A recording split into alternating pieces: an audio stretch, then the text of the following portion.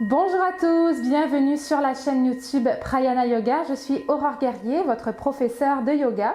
Aujourd'hui, dans ce tutoriel, on aborde Ustrasana, la posture du chameau, avec le mur comme accessoire, mais aussi avec la chaise. En fait, c'est la chaise l'accessoire principal, mais on se sert du mur pour venir retenir la chaise et éviter qu'elle glisse tout simplement pour ne pas se faire mal, puisque les accessoires sont faits pour qu'on puisse vraiment aller se déposer, aller prendre appui. Donc on veut des accessoires qui sont solides, qui sont safe, pour pouvoir vraiment se libérer de la peur de se faire mal et vraiment pouvoir compter sur nos accessoires pour nous soutenir.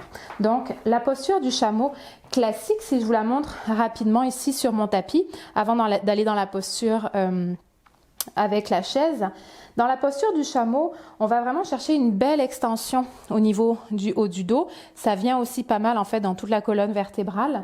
Et donc, on veut vraiment aller chercher une belle extension ici, sans pour autant reculer le bassin.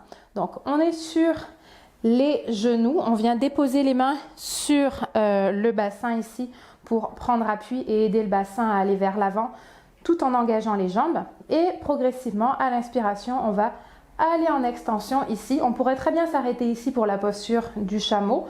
Ou sinon, une main après l'autre, on vient chercher nos talons ici, avec les orteils retroussés dans le sol. Et si les jambes suivent, on peut aussi aller ici. Donc c'est très important de fortement engager dans les jambes pour éviter de se retrouver ici. Et pour ressortir, même chose, une main à la fois, on reprend appui sur le bassin et on sort de la posture. Donc, ce qui se passe, c'est qu'il y a beaucoup de personnes qui ne font pas la posture du chameau parce qu'elle peut paraître trop intense. Des fois, ça peut être trop intense pour l'ouverture ou pour les jambes. Donc là, je vous amène une alternative sur la chaise qui permet d'aller s'appuyer sur la chaise plutôt que de devoir s'appuyer sur les talons. On a aussi une alternative avec les blocs, c'est-à-dire qu'on vient placer les blocs à la hauteur des talons et on vient déposer les mains sur les blocs plutôt que sur les talons, ce qui fait une hauteur supplémentaire. Mais je trouve ça plus ou moins safe justement par rapport à ce que je vous disais tout à l'heure. Souvent, on a des blocs en mousse. Les blocs en mousse sont beaucoup moins stables. Ils vont avoir tendance à trembler, voire à tomber. Même si ce sont des blocs en liège ou en bois, c'est beaucoup moins stable qu'une chaise collée contre un mur. Donc là, on vient gagner en hauteur et on vient gagner en stabilité. Donc, on vient se mettre ici proche de notre chaise. La distance importe peu puisque vous pourriez très bien aller vous appuyer loin, encore que la chaise, dépendamment de la chaise que vous utilisez, elle peut se replier si c'est une chaise pliable comme la mienne. Donc voilà. Sinon, ce que vous pouvez faire également, c'est la mettre dans l'autre sens. Comme ça, vous allez un petit peu plus loin et elle ne se plie pas. Donc, on va se placer ici, les genoux ouverts à la largeur du bassin. On commence notre posture normalement, comme dans la posture normale, originale. Et ici, main de chaque côté du bassin. Donc, on vient vraiment chercher le poids dans les paumes de main.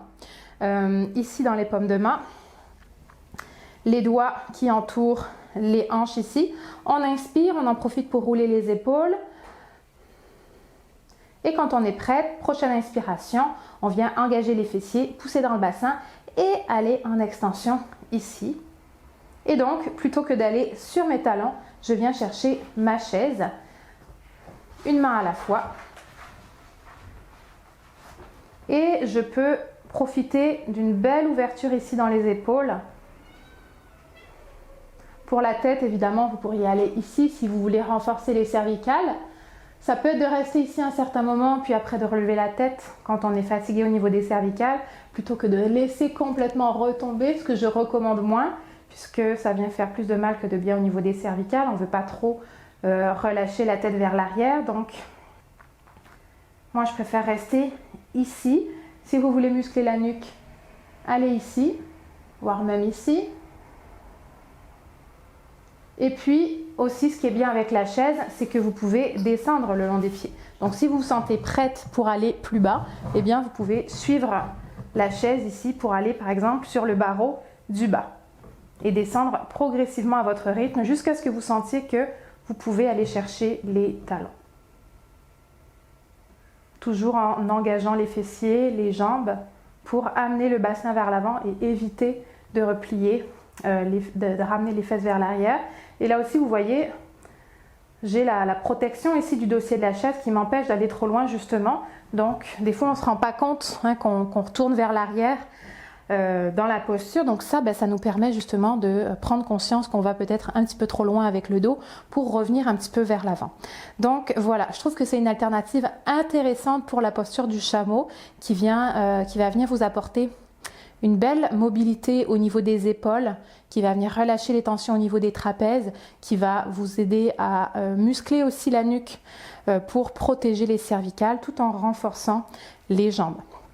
Donc voilà, c'est comme ça que on termine ce tutoriel. Si vous avez des questions, n'hésitez pas en privé ou en commentaire. Je vous invite aussi à liker la vidéo si ce tutoriel vous a plu et évidemment à vous abonner à la page si ce n'est pas encore fait pour recevoir les notifications des prochaines vidéos. C'est tout pour moi aujourd'hui. Je vous souhaite une excellente journée et je vous dis namasté.